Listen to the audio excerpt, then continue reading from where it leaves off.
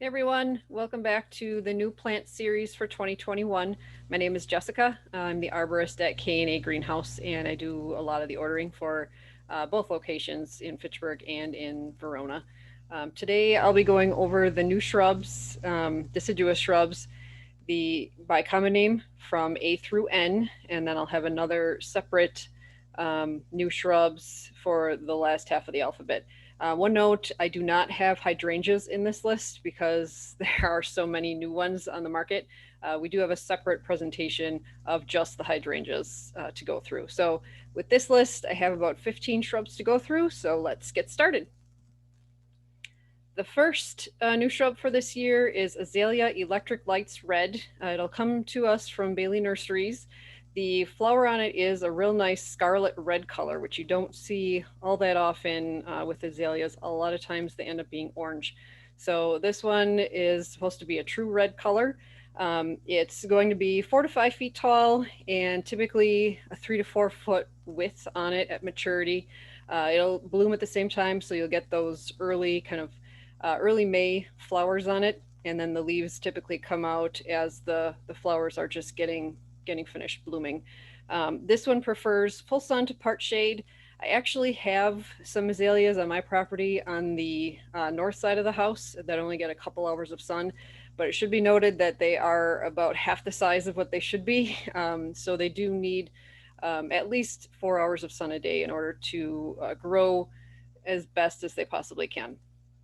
These are also hardy to zone 4. So in the Madison area where we're located, that is not a problem here.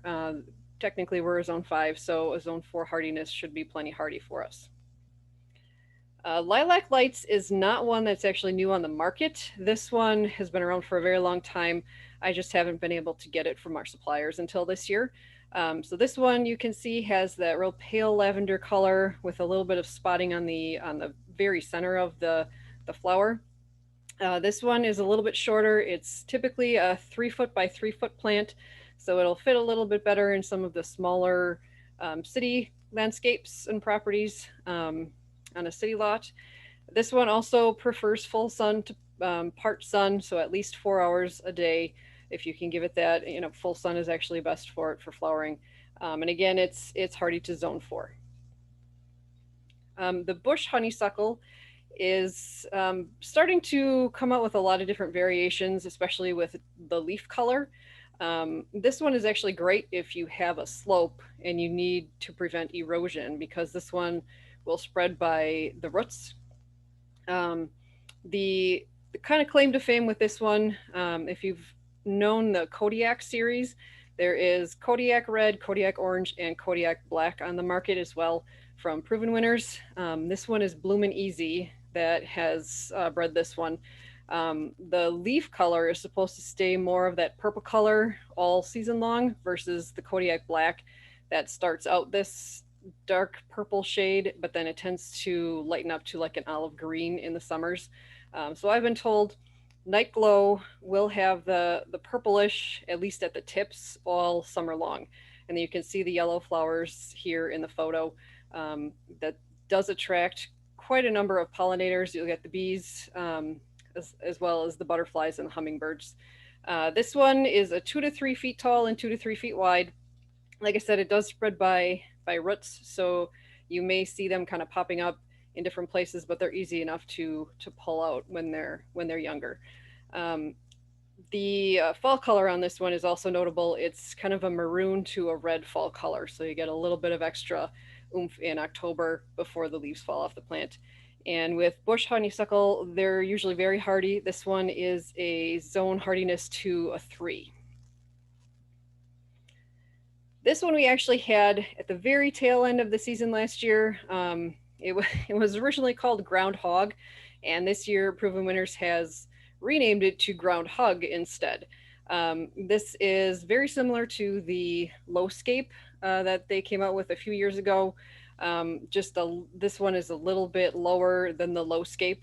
So if you're really looking for kind of a ground cover type of shrub, this is probably one of your best options. You can see on the right hand side, it gets the clusters of white flowers in spring, and then you'll get the chokeberries probably in about August or so, where they'll ripen to that navy blue color, and they do have a really nice orange red fall color as well. The birds don't tend to eat the berries until we've had a couple of hard frosts. The chokeberries are actually quite bitter if you don't let them get kind of fermented. But once we've had a couple of cold nights, the berries are a little bit more appetizing for the birds to eat. Otherwise, they'll stay on the shrub throughout the winter, and then in spring, some of the early birds, like the robins, that come back in March, or even if they go through the winter here, they'll eat the berries at that point. This one, like I said, it's a little bit shorter than lowscape. It's 8 to 14 inches tall, still 2 to 3 feet wide, but 8 to 14 inches is just about 4 inches shorter than what the lowscape will be. So not much difference, but a little bit. If you're looking for just something to line the front of your gardens and you don't really want to do perennials or anything that takes a little more maintenance. Hardiness on this one is a zone 3. New dogwood that we're getting in is called Prairie Fire. It has a chartreuse yellow leaf all season long, and then in the fall it'll get a very nice kind of mix of yellow, orange, and red. You can see in the photo here. This one also has the red twigs, so in the winter you'll see the nice contrast with the red twigs and the white snow. This prefers a part sun to full shade in order to keep that yellow color. If you actually put it in full sun, it will either burn, or the leaves they almost get like a tan or a white color because it's just too sunny for them. So this will do really well in a shady spot, like on the north or east side of your house if you have that. This one is 5 to 6 feet tall and 5 to 6 feet wide, and as with most dogwoods, they handle dry to wet. They're one of the few shrubs that will do well in a standing water area, especially in spring. And they also do take pruning really well. So you can go ahead and shear them at least once a year, sometimes twice a year, just to keep it a little bit more under control. And another new dogwood is called Creme de Mint. It's the improvement of the ivory halo dogwoods that I'm sure everyone is pretty familiar with those.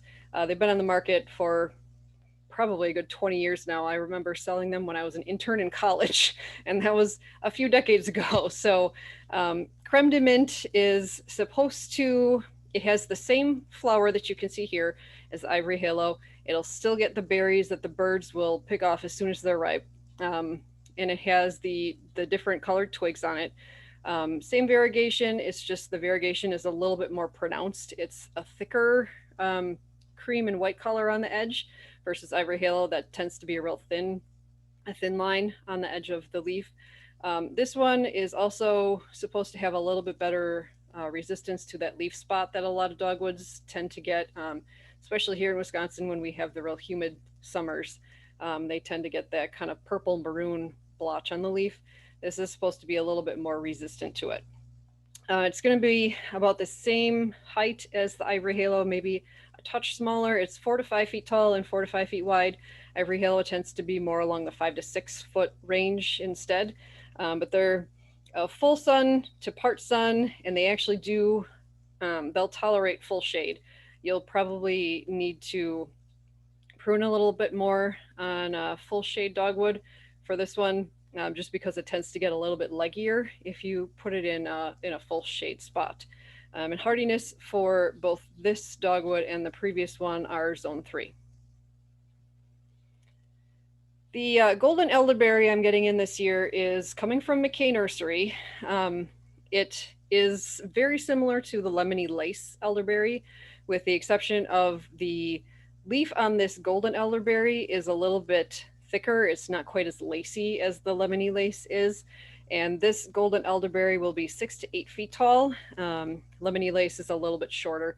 So this one is more like the native elderberry that we have. It'll just have the yellow leaf instead of the green leaf like the native does. And you can see the white flower clusters that arrive, and then they will get berries if there's a similar pollinator nearby. You can use the native elderberry with the green leaves on it to pollinate. Um, my sales rep told me you can probably also use the black lace elderberry, as long as it's the same Sambucus canadensis variety. It should pollinate each other, and then you'll get the berries, which are edible, and people have been known to make jams out of the elderberry berries. This one is tolerant to zone 4, tolerant of all soil types except for the standing water again. That's the only thing that they don't really tolerate all that well. The Father Gila are shrubs that not a lot of people know about quite yet, but they're starting to gain popularity. In the spring, before the leaves come out, they'll get spikes of white, slightly fragrant flowers. And once the flowers are done, they'll come out with green, or we have a variety called Blue Shadows that's kind of a grayish blue color all season long.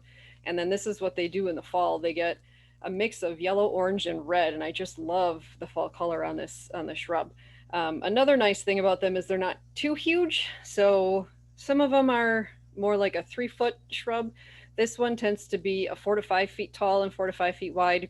One thing to note with Father Gila, the rabbits adore this plant. So in the winter, you're going to need to put burlap around it or put a fence around it, something. Otherwise, the rabbits will eat it down to a good 2 inches above the soil level, and you won't really have much to enjoy the following year. The hardiness zone on the Father Gila are supposed to be a zone 5. I've seen them growing in colder areas, so they may be, somewhat of a 4B. But again, if you're burlapping them in the winter to keep the rabbits away, that also helps protect them from any real cold winter winds that you might see. A note with the light, they can grow full sun to full shade. Full sun is best, especially if you like the fall color on them. They won't get quite as bright fall color if you put it in a full shade location. We have a few new lilacs coming in this year. This is a very dwarf version of the Miss Kim lilac, if you're familiar with that one. The Manchurian lilacs have in my opinion, they have the strongest scent, the best fragrance, if you like the lilac fragrance, and they tend to bloom the last of all of the different types of lilacs. So this one, full sun to part shade. Full sun is really best for lilacs, and absolutely do not plant this anywhere where the soil doesn't get a chance to dry out, because lilacs hate having wet feet. So put it in a really dry spot. You can put it on the south and the west side of your houses. It'll be perfectly happy there. It'll flower for you all the time in the spring. Another thing with lilacs is if you do want to prune it, make sure you do it shortly after it's done flowering, because it sets the following year's buds right after it's done flowering this year. So if you prune, in August or September or even later than that, you're basically pruning off next year's flowers. So back to this one. Baby Kim is only 2 to 3 feet tall and 2 to 3 feet wide, so it really is the first true dwarf lilac on the market that we're able to get in this year. This one, unfortunately, is not able to be delivered to us until July, but we will have some coming in July and hopefully again in August. So you'll get those flowers next season if you plant them this year. This one, because it's a Manchurian lilac, will also have a maroon fall color. So that's a little bit better than the old-fashioned lilacs that don't really get much in the way of a fall color either. And because they're the Miss Kim lilac, it is hardy to zone 3, so it's very hardy here in Wisconsin. Another dwarf Miss Kim is called Little Lady. This one's coming to us from Bailey Nurseries also. Unfortunately, again, we're not able to get it in when it's flowering, but Bailey's is sending it to us in June and then again in August. So we'll have it again this summer, and then next year you'll be able to enjoy the flowers on it. This one isn't quite as short as Baby Kim. This one is a 4 to 5 foot tall and about 4 foot wide. It has a little bit, you can see from the photo here, it's more of almost a columnar growth versus the rounded habit that the Miss Kim has. The fall color on this one is also maroon because it's a Miss Kim type, Manchurian lilac type. And this one is actually the hardiest of all of the Miss Kim lilacs. It is hardy to zone 2, so you can grow it pretty much anywhere here in Wisconsin, and it'll be perfectly safe. A new dwarf Korean lilac that we're getting in is called Josie. This one's been on the market a few years. This is the first year I've been able to get it though. The flower buds on it are kind of a lavender purple color, and then it opens up to a real pale lavender. Some of the flowers almost look pink in the photos that I've seen, but I've never seen it in person quite yet. So we'll see what it looks like when we get it in this year. This one is coming to us right away when we open in April. So you should be able to pick this up and enjoy the flowers on it this spring yet. And it's been said this one may rebloom, but it's not quite as reliable as the bloomerang, the dark purple and the dwarf pink that we'll be getting in this year that do rebloom again in August. This one is 4 to 5 feet tall and 4 to 5 feet wide. If you do want to keep it shorter, you can actually prune it. My grandma has a dwarf Korean lilac that she likes to keep at 3 feet. So as soon as it's done flowering, she just goes out there and hacks it back, and then it's been 3 feet for, I would say, probably about 6 or 7 years now.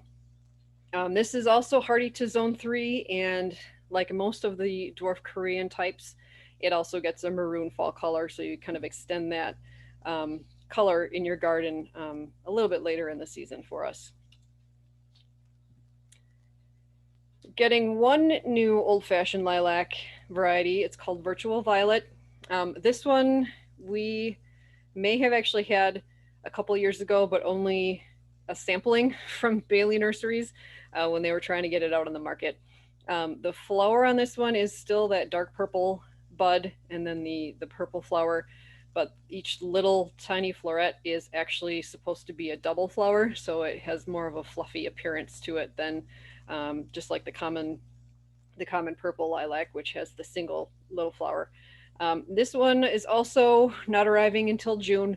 We're getting it in June and then again in August. So again, if you won't be able to enjoy the flowers this spring, but you'll be able to enjoy them next spring if you plant them this year. 6 to 8 feet tall, so it's not as huge as some of the other old-fashioned lilacs, but it's definitely not a dwarf. 5 to 7 feet wide, and like all other old-fashioned types, it does spread by runners, so you'll get the roots popping up new little branches every couple of years. This one is also hardy to zone 3, like most of the old-fashioned lilac varieties tend to be.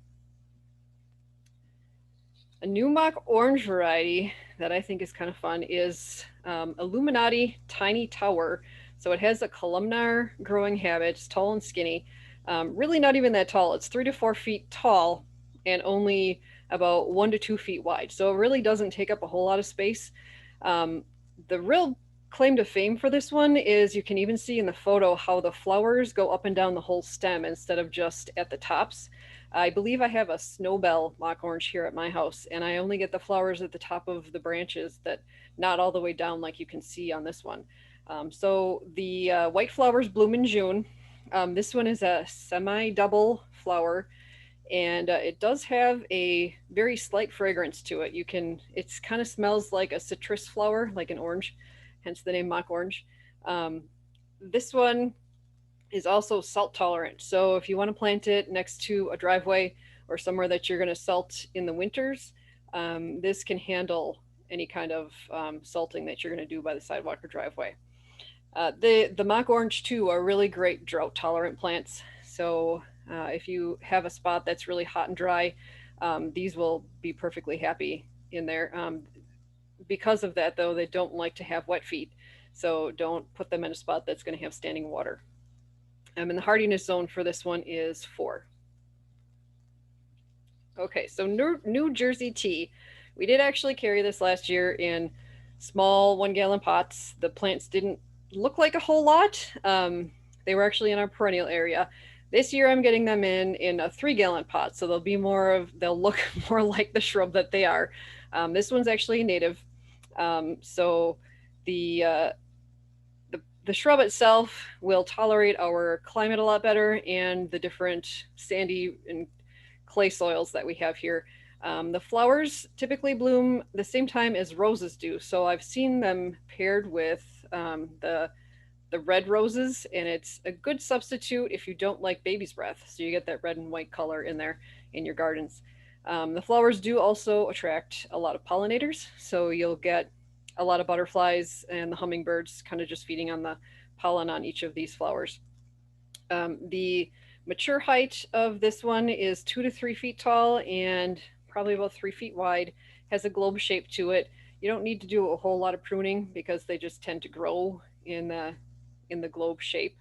And this one is hardy to zone 3, so you can plant it in quite a few different places here in Wisconsin. Full sun is best, but it will tolerate partial sun, especially if you have part sun on the later in the day, like if you have a west side exposure, it'll do really well there. And our final shrub that we're talking about today is Ninebark Little Joker. And I know they've come out with a lot of Ninebarks lately.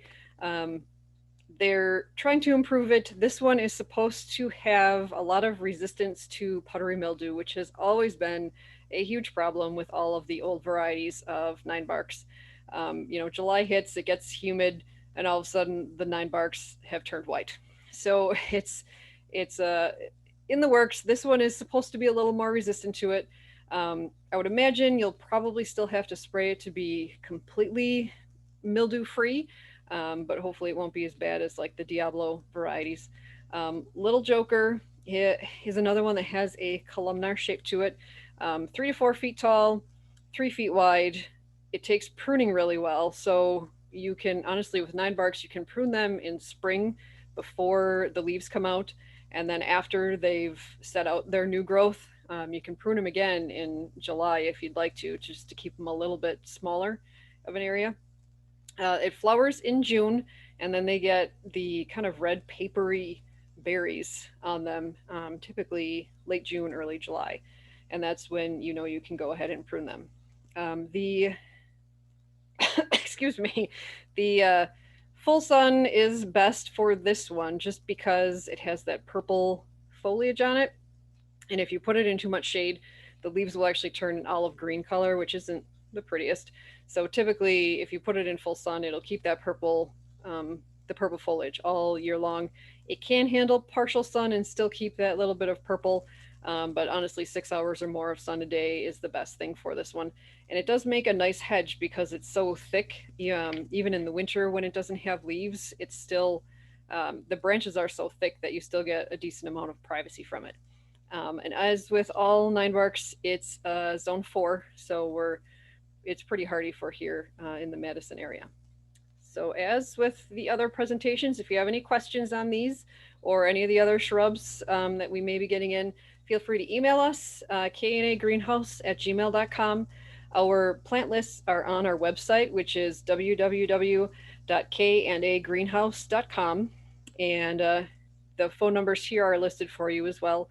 Anyone there will be happy to answer any questions that you might have.